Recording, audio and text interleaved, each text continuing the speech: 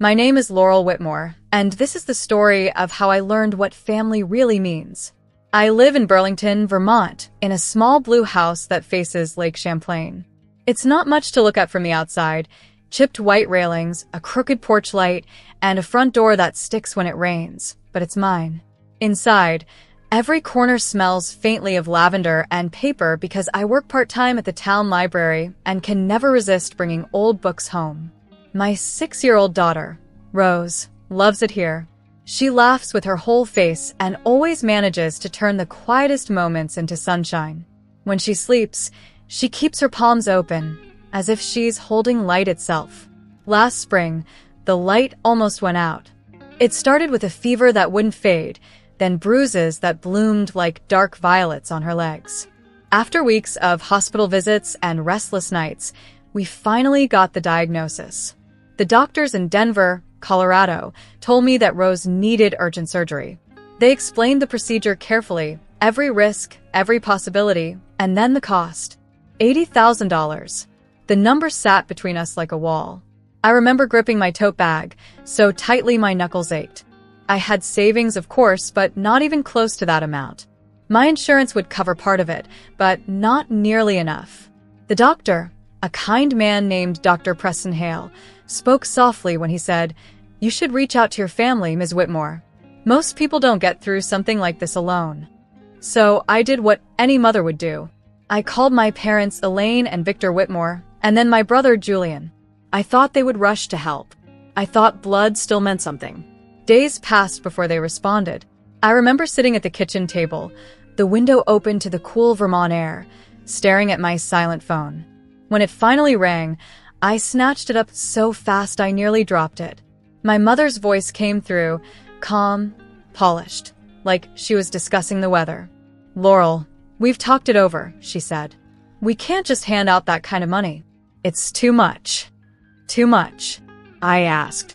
"It's my daughter's life." There was a pause, a soft sigh. "You have to understand, dear. We're preparing for Julian's wedding. It's going to be quite the event. We've already spoken to the planners in Santa Fe. Everything's been booked for months." I couldn't breathe for a moment. "You're saying you can't help because of a wedding?" "Well," my father added, his voice gruff and final, "you can always have another child. But this wedding, it's once in a lifetime." That was the moment I realized something fundamental had cracked between us.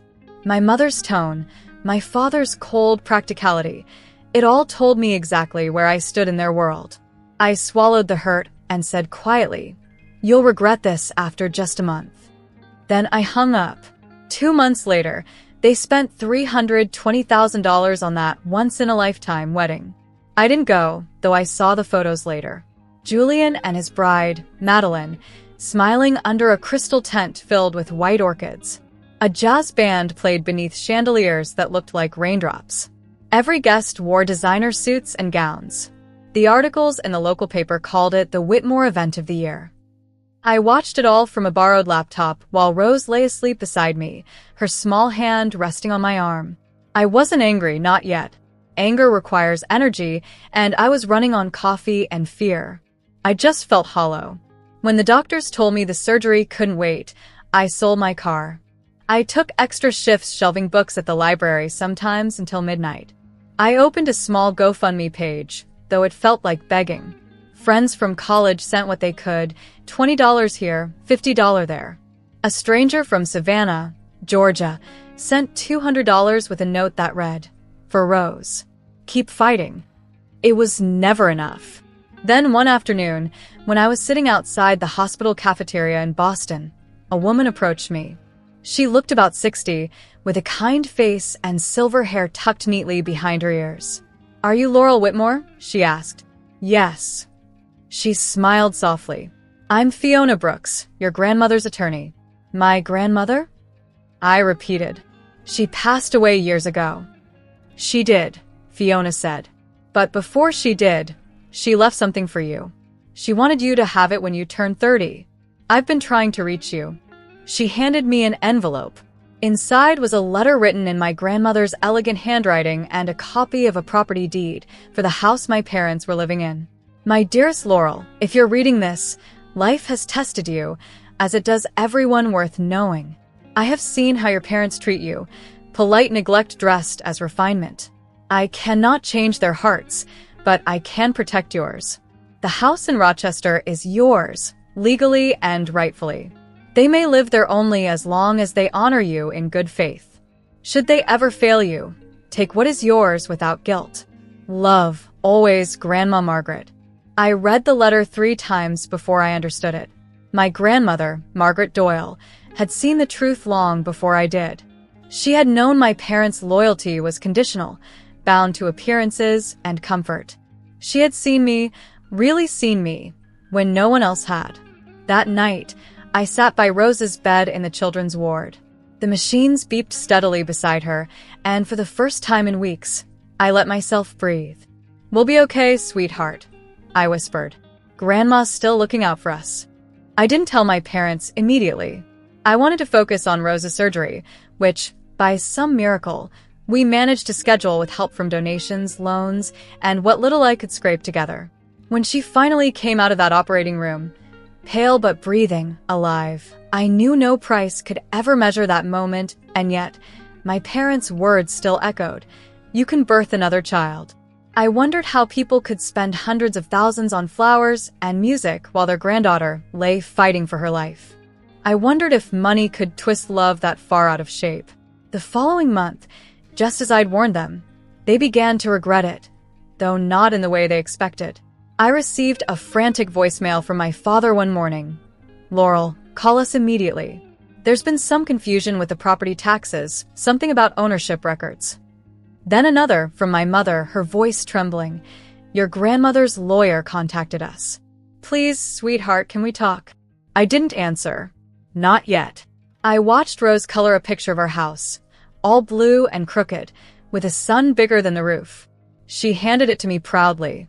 "This is home, Mommy," she said. "Yes, baby," I whispered. "This is home."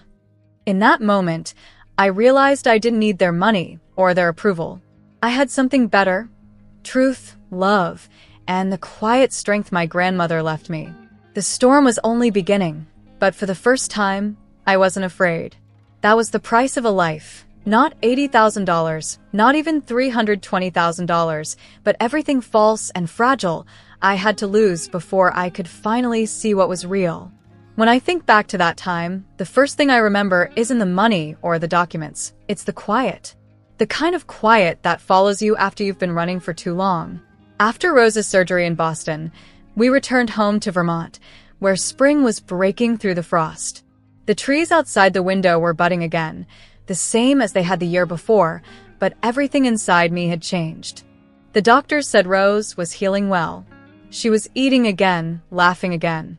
Every time she smiled, I felt like I'd been given my life back. Yet, even as I made pancakes and cleaned her crayons off the kitchen wall, something lingered in the air, a kind of unfinished story, one that circled back to my parents and the strange envelope from Fiona Brooks, my grandmother's lawyer. I hadn't yet told my parents what I knew. I was trying to decide what to do. For years, I'd believed the house on Hawthorne Lane in Rochester, New York, the big white house with black shutters and a lilac tree in the yard, belonged to them. It was where I grew up, where every memory of my childhood lived. Now I knew that house wasn't theirs at all. It was mine. My grandmother, Margaret Doyle, had left it to me when she passed away. She'd drawn up the will years ago, naming me as the heir and quietly instructing Fiona to hold the documents until I turned 30. There was a clause, too, one that said my parents' right to stay in that house would remain only as long as they showed me consistent, good faith support in times of need. Fiona had read that part twice, her eyes steady. "They've failed that condition, Laurel," she'd said. "Legally, they have no claim." At the time, I could barely process it. It sounded cruel, almost theatrical. But my grandmother wasn't a cruel woman. She'd just seen things more clearly than the rest of us. I remembered how she'd once said, "Love without respect is only decoration." Back then, I thought it was just one of her poetic sayings. Now it felt like prophecy. About a month after Julian's wedding, the phone calls started. At first, I ignored them. My father called twice one morning. My mother left a voicemail in the afternoon. "Laurel, please call us back. It's urgent." The next day, there were 5 missed calls. Then 7. By the end of the week, they were messaging me from different numbers. I listened to the first voicemail after Rose fell asleep. My mother's voice trembled in a way I'd never heard before. "Sweetheart, it seems there's been a misunderstanding with Grandma's estate. The lawyer, Fiona, she's saying some nonsense about ownership. We need to talk immediately." Ownership. There it was. The word that had changed everything. The next day, I got an email from Fiona. She'd spoken with my parents' attorney, who had just learned the truth. The property on Hawthorne Lane was already in my name. My parents had been unknowingly living in my house for 2 years. Their lawyer wanted to discuss potential settlement terms. Fiona's response had been simple. "There is nothing to settle." I drove down to Rochester a few days later. It was early May, and the lilac tree in the front yard was in full bloom. The air smelled like old summers and childhood. I parked across the street and sat there for a long time, watching the light fall across the porch. My mother was in the garden, kneeling beside the flower beds, her hair tied in a silk scarf. My father was on the porch with a newspaper. It looked like any other day, peaceful, ordinary, but beneath that peace, a storm was waiting. When I finally walked up the driveway, my father looked up in surprise. "Laurel," he said, folding the paper. "We were just talking about you." I handed him a folder, the deed, the will, and Fiona's letter. He read the first page, his expression tightening. My mother came closer, her hands covered in soil. "What's this?" she asked. "It's Grandma's will," I said. "She left the house to me." My father's face went pale. "That's absurd. We've lived here for decades." "Yes," I said, "under a clause that required you to help me in times of need. When I asked for help with Rose's surgery, you turned me away." My mother's mouth opened, then closed again. For once, she had no ready excuse. I went on, the words trembling but clear. "She gave you a choice, and you failed it. Grandma didn't just give me this house out of favoritism. She knew you might do something like this someday." My father took off his glasses and rubbed his temples. "You don't understand what you're doing, Laurel. This is your family's home." "No," I said softly. "It's my home now." There was a long silence. I could hear the wind moving through the lilacs, the faint sound of a lawnmower down the street. My mother finally spoke, her voice cracking. "You can't possibly mean to put us out. Where will we go?" I wanted to feel pity, but the image of Rose lying in that hospital bed burned behind my eyes. "You had no pity for me," I said. "I begged you for help. You told me to have another child." My father's jaw tightened. "We made a mistake." "No," I said. "You made a choice." I turned to leave, but my mother grabbed my sleeve. "Laurel, please." "We'll make it right. We'll give you the money. We can fix this." I pulled my arm away gently. It's not about the money anymore. When I got back to my car, I sat there for a long time, shaking. I didn't feel triumphant. I didn't feel powerful. I felt tired in a way that seeps into your bones. I'd done what I had to do, but it didn't feel like victory. It felt like closing a door that would never open again. That night, back in Vermont, I tucked Rose into bed and sat by the window watching the rain start to fall. My phone buzzed again. Another call from my parents. I let it ring. Then another from Julian. I ignored that too.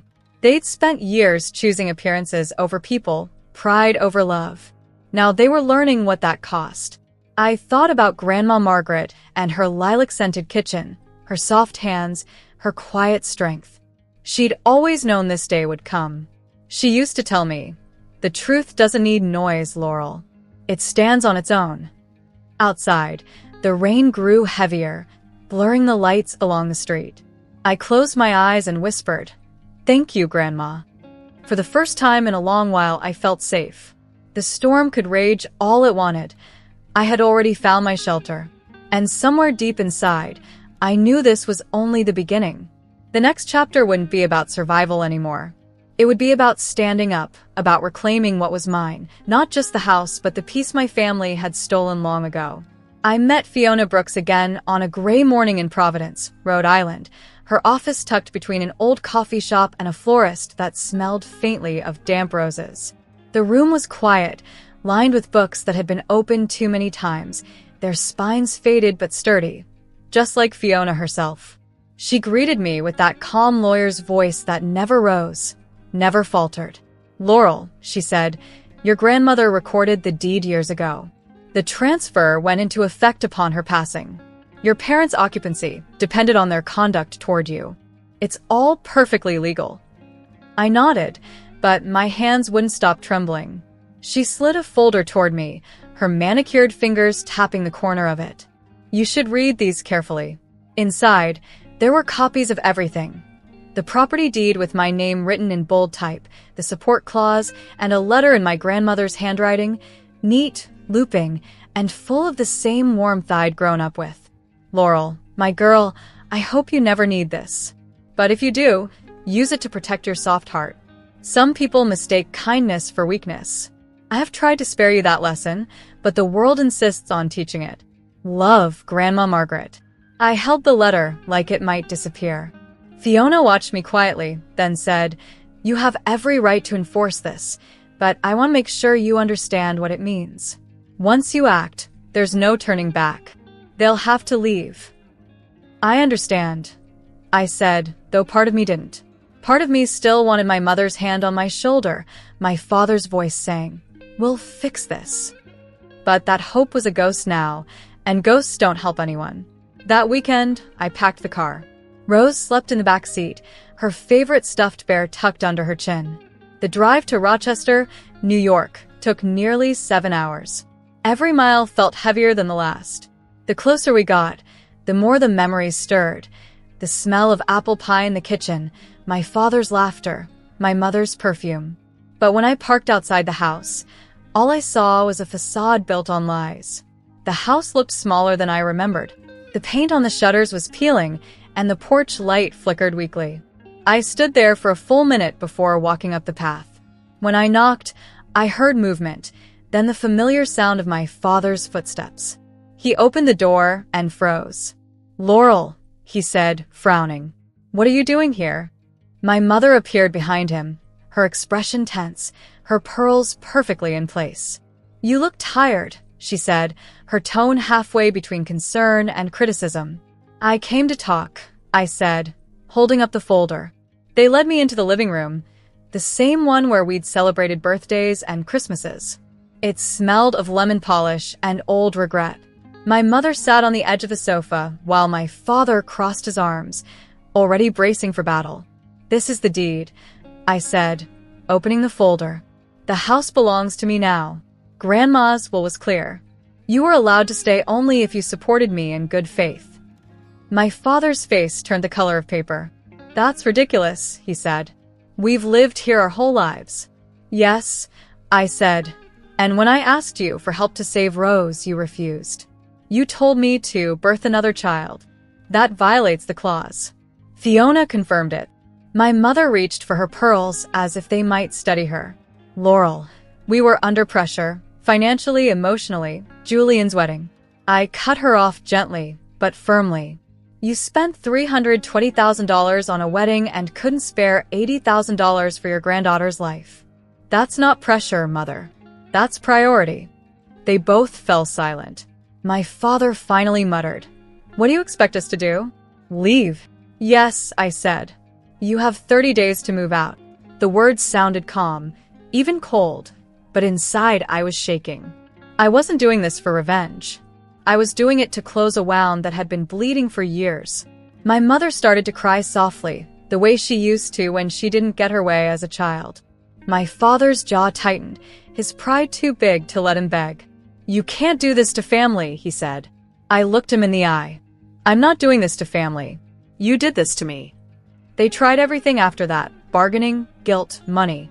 My father offered to wire me $10,000 the next morning, another $15,000 by next week. My mother promised to transfer part of her jewelry collection to me. "You can sell it," she said, her voice trembling. "It'll help with Rose's bills." "It's too late," I told them. "It's not about money anymore. It's about what you chose to value." When I turned to leave, My mother grabbed my sleeve. "Laurel, please," she whispered. "We made a mistake." I pulled away gently. "Yes," I said. "You did." Driving back to Vermont that night, I kept glancing at Rose in the rearview mirror. She was fast asleep, her face soft and peaceful. I thought about what I'd done, about the storm I'd just set loose. For the first time in my life, I didn't feel like the daughter begging for love. I felt like a woman protecting her child. Over the next few weeks, the calls didn't stop. My parents tried everything, voicemails full of apologies, letters in careful handwriting, even messages through Julian. He called one afternoon from Chicago, where he was on his honeymoon part 2. His voice was as smooth as ever. "Laurel, come on," he said. "They're miserable. You can't just throw them out like that." "I didn't throw them out," I said. "They threw themselves out when they turned their backs on us." He sighed. "You're being dramatic. They're our parents." "They're your parents," I said. "Mine died the day they chose a wedding over a child's life." There was a long silence before he hung up. I didn't hear from him again. As the 30 days passed, I kept expecting a fight, a lawsuit, an argument, something. But none came. Fiona later told me that my parents' lawyer advised them to comply quietly. "It's ironclad," she said. "Your grandmother was meticulous." On the 30th day, I received an envelope in the mail. No return address. Inside was a single key, the house key from Hawthorne Lane, and a note in my father's handwriting. "We've moved. Take care of yourself, Laurel." I stared at it for a long time. No apology, no warmth, just surrender. That night, after putting Rose to bed, I stood by the window with the key in my hand. The moonlight hit the metal, turning it silver and cold. It wasn't just a key to a house. It was the key to freedom from guilt, from silence, from the kind of love that always came with a price tag. For years, I had believed my parents' approval was something I needed to earn. Now I realized it was something I never needed at all. The house on Hawthorne Lane was mine in name, but more than that, I had reclaimed something far greater: my dignity, my boundaries, and the right to protect what mattered most. And as I locked the door that night, I whispered a quiet promise to the woman who had seen it all before I did. "Thank you, Grandma. I used it to protect my soft heart." Chapter 4. A different kind of home. They moved out in 26 days. I didn't go back until the house was empty. I didn't want to see the boxes, the arguments, or the echoes of what used to be home. When I finally returned to Hawthorne Lane, the air felt heavy, like the house itself was holding its breath. I walked through each room quietly. The kitchen where I'd once made pancakes, the hallway where my father's laughter used to fill the air, and realized that all those memories now belonged to someone else. I didn't feel triumph. I felt relief. Pure, quiet relief. My grandmother's lawyer, Fiona Brooks, helped me handle the sale. The house sold faster than I expected, to a teacher named Nora Parker and her husband, David, who taught history at a local college. They weren't rich, but they loved the place instantly. When Nora came to sign the final papers, she smiled and said, "This house feels like it's been waiting for a family that actually cares." I nodded. That's exactly what it needs. The sale brought in $540,000. I paid off every medical bill from Boston General Hospital, the ones that had once kept me up at night. I put $120,000 in a trust for Rose, to grow until she turned 18. I sent $25,000 to the children's ward that had treated her, the same ward where a nurse once held my hand and said, "You'll see, she's strong." Then I did something for myself. I bought a modest townhouse in Portland, Maine, with a view of the ocean and a porch just big enough for 2 chairs. Our new house wasn't grand. No marble, no chandeliers. Just sunlight spilling through the windows and enough room for laughter. The first night we slept there, Rose woke up around midnight and crawled into my bed. "This house feels warm," she whispered. I smiled into the dark. That's because it's full of love, not money. People still talk about what happened in Rochester. They always do. Some say I was cruel to my parents, that I should have forgiven them. Others call me brave for standing my ground. I've learned that truth doesn't need an audience. It doesn't shout. It just stands quietly in the light. I used to believe wealth and love were intertwined, that expensive things proved affection. My parents lived by that belief. To them, love looked like diamonds, five-star dinners, and grand weddings. But love, I've learned, is shown in the smallest sacrifices, in being there when it's hard, in giving without counting. My parents chose image over empathy. I chose my daughter over pride. Some nights, when Rose is asleep, I sit by the window and think about them. The anger is gone. What's left is something quieter, understanding, maybe even pity. They'll never know what real love feels like, the kind that doesn't have a price tag. I don't hate them anymore, but I don't miss them either. Every Sunday, Rose and I walk to the sea. The ocean is different every time, sometimes calm and blue, sometimes wild and gray, but it always feels honest. We throw pebbles, build little sandcastles, and talk about Grandma Margaret. I tell Rose how she used to bake cookies that could cure sadness, how she believed courage wasn't loud, it was steady. Rose listens carefully, eyes wide. "Did she love you very much?" she asks. I smile. Enough to protect me even after she was gone. Sometimes, when the wind shifts, I think of that night in Santa Fe, my mother's voice still echoing. "You can birth another child." And my own reply, "You'll regret this after a month." I didn't say it out of spite. I said it because I knew one day they'd realize love can't be postponed. Money can be replaced. People can't. 2 years have passed since then. Rose is 8 now, healthy and full of life. She draws pictures of houses, always with big suns and open doors. She laughs easily, sleeps soundly, and talks to her plants like they're friends. Our home smells of cinnamon, crayons, and peace. I don't need anything more. Every spring, I plant lilacs by the porch, just like the ones that grew outside my grandmother's window. When they bloom, the air fills with that soft, sweet scent of memory and forgiveness. I stand there sometimes, coffee in hand, watching the flowers sway, and I know she'd be proud.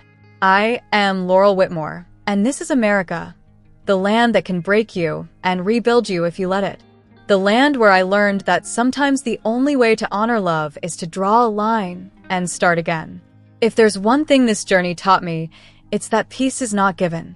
It's built, plank by plank, truth by truth. And the sweetest revenge is not payback. It's peace.